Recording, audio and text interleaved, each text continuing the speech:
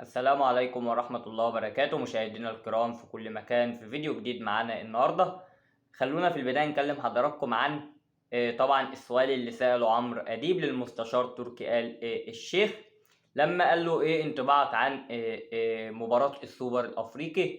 طبعا كلنا عارفين ان مباراة السوبر الأفريقي انتهت بفوز الزمالك 4-3 بركلات الترجيح بعد انتهاء الوقت الأصلي من عمر اللقاء بنتيجة التعادل 1-1. طبعا كان سجل الهدف الأول للنادي الأهلي وسام أبو علي من ركلة جزاء. ثم طبعا تعادل ناصر منسي لنادي الزمالك وانتهى الوقت الأصلي من عمر اللقاء بالتعادل الإيجابي 1-1. ثم تم اللجوء لضربات الجزاء طبعا اللي كسب نادي الزمالك فيها 4-3 وتوج ساعتها بلقب السوبر الأفريقي اللي كان في السعودية في طبعا العاصمة الرياض وتحديدا على ملعب الأول برك.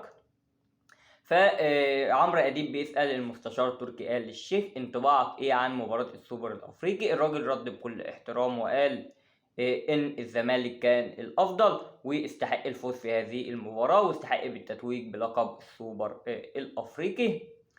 خلونا نروح مع حضراتكم دلوقتي ليه تاني حاجة معانا. خلاص الأهلي أجازة النهاردة من التدريبات فبيستعد للسفر غدا ليه طبعا الإمارات عشان طبعا خوض بطولة السوبر المصري للأندية الأبطال اللي أول مباراة هتكون للنادي الأهلي زي ما كلنا عارفين يوم 20 أكتوبر مع سيراميكا كليوباترا الساعة 8 مساء.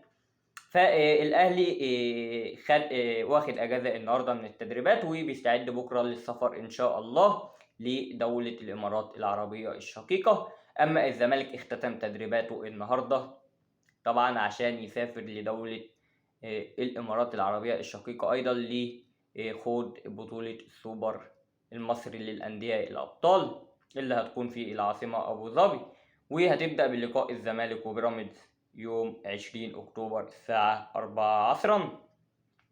فكلنا عارفين إن الفايز من مباراة الزمالك وبيراميدز هيواجه الفايز من طبعا مباراة الأهلي وسيراميكا كليوباترا.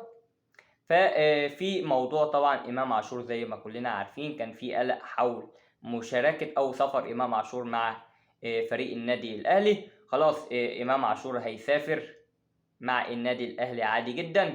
طبعا كانت القضية بتاعة فرض الأمن اللي قدمها ضد إمام عاشور بسبب المشاجرة اللي حدثت في مول الشيخ زايد طبعا. فإمام عاشور مسافر مع البعثة إن شاء الله والمحامي بتاعه هيكون موجود في الجلسة اللي هتبقى يوم 19 يعني قبل مباراة السوبر أمام نادي سيراميكا كليوباترا بساعات فقط. فإمام عاشور هيسافر مع البعثة وطبعا هيشارك ان شاء الله في المباريات اذا كانت طبعا مباراه سيراميكا ولو الاهلي تخطى مباراه سيراميكا فهيشارك في مباراه النهائي بمشيئه الرحمن. خلونا نروح لنادي الزمالك واحمد فتوح. احمد فتوح مش هيسافر مع البعثه عشان طبعا الحكم اللي كان مقدم ضده او لما دهس احد امناء الشرطه اللي بنقول له الف رحمه ونور عليك ربنا يرحمه ويغفر له ويسكنه فسيح جناته ويلهم اهله الصبر والسلوان. فاحمد فتوح مش مسافر عشان الجلسه بتاعته هتبقى يوم 22. ففتوح بالتالي مش هيسافر مع بعثه نادي الزمالك عشان لازم يبقى موجود في المحكمه ساعتها. وطبعا كلنا عارفين ان احمد فتوح تواصل او محامي احمد فتوح تواصل مع اهل الفقيد